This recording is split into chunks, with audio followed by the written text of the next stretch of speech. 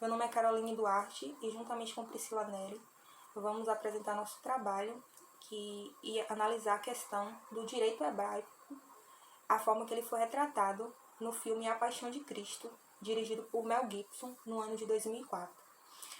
Inicialmente, eu vou fazer uma exposição da estrutura social da época e, posteriormente, Priscila vai tratar da questão do direito hebraico propriamente dito.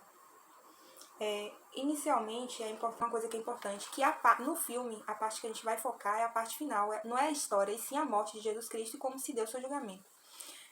Contextualizando a época, na época que Jesus Cristo nasceu, o domínio do Império Romano estava sobre o povo hebreu. Na região onde Jesus nasceu, havia uma forte tensão e divisão política, havendo dois grupos opostos, a classe dominante e a oposição. A classe dominante era composta pelos saduceus, que são os sacerdotes e os senhores do sinédrio. Então, esse grupo era formado por os sacerdotes da igreja e pela alta aristocracia romana. É importante ressaltar que o sinédrio, era uma espécie de tribunal judeu formado pela classe dominante, sendo a mais alta corte judia. E do lado oposto, dentro dessa estrutura do judaísmo, existiam os chamados que a gente poderia chamar de dissidentes, que era uma oposição formada pelos fariseus, zelotes e essênios, sendo que desses três grupos, o grupo que era mais aceito socialmente era os fariseus. Dentro dessa estrutura de poder, onde existia muita desigualdade, muita miséria, muita concentração de renda, surge Jesus pregando o chamado evangelho e trazia uma proposta totalmente oposta, uma proposta de distribuição de renda. Então, nesse contexto, surgiu uma figura que estava deixando um ambiente político e social totalmente instável. Surge a figura de Jesus, proclamando o que a gente chamaria hoje a distribuição de renda, a igualdade entre as pessoas, o que gerou uma forte tensão, e realmente um interesse em acabar com esse indivíduo. Aí Priscila vai entrar agora falando justamente como ocorreu o julgamento desse indivíduo tão odiado e tido como uma figura tão ameaçadora para a classe dominante do Império Romano. Boa noite, pessoal. Agora a gente vai conhecer um pouquinho do direito hebreu.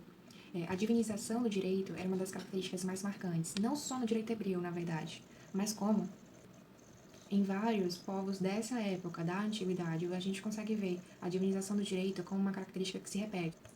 Então aqui, a ordem jurídica, ela tinha como fonte a Bíblia. A Bíblia é uma compilação de livros que é escrita em momentos diferentes, e nessa parte do direito, a mais importante é a de Deuteronômio. É ele quem cita a parte administrativa, a parte da regulação do direito público, privado, de família, de trabalho, de penal e de processo. E dele a gente tira coisas que são muito importantes, inclusive para o julgamento de Jesus.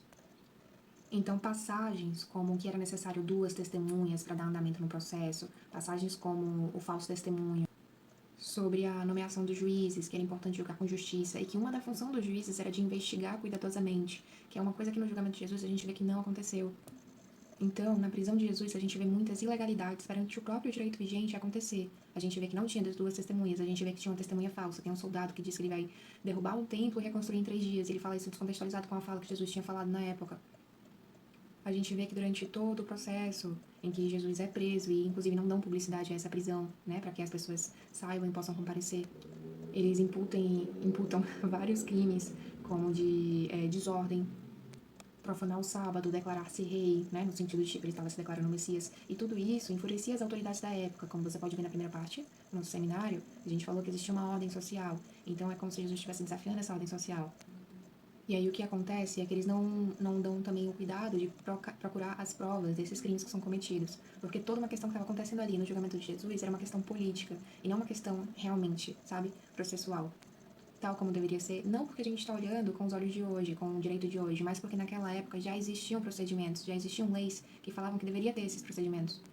Então existe uma influência externa, uma pressão externa para que Jesus seja julgado e que ele seja também condenado a uma pena específica, que era a pena capital de morte, que inclusive foi da pior forma, que foi a crucificação. E o interesse era que isso acontecesse, independente de quais foram os crimes que ele cometeu. Então, em Deuteronômio, a gente vê que existe a lei do talião ali, mas os crimes que Jesus cometeu, eles não necessariamente eram passíveis da pena de morte, além de não ter comprovação e tudo isso que a gente já falou. Mas existia de um lado a omissão, que veio pela parte de Pilatos, e de outro lado a ação, por parte de Caifás, insuflando as pessoas que seriam o júri popular daquele momento. Então, em resumo, a gente tem aqui um julgamento que fugiu completamente à legislação, e Jesus foi condenado a uma pena capital, e essa é a história. E a gente percebe que não é por culpa de não existir uma legislação ou um direito, porque o direito hebreu ele existia e ele era bem formado, inclusive. Obrigada, pessoal.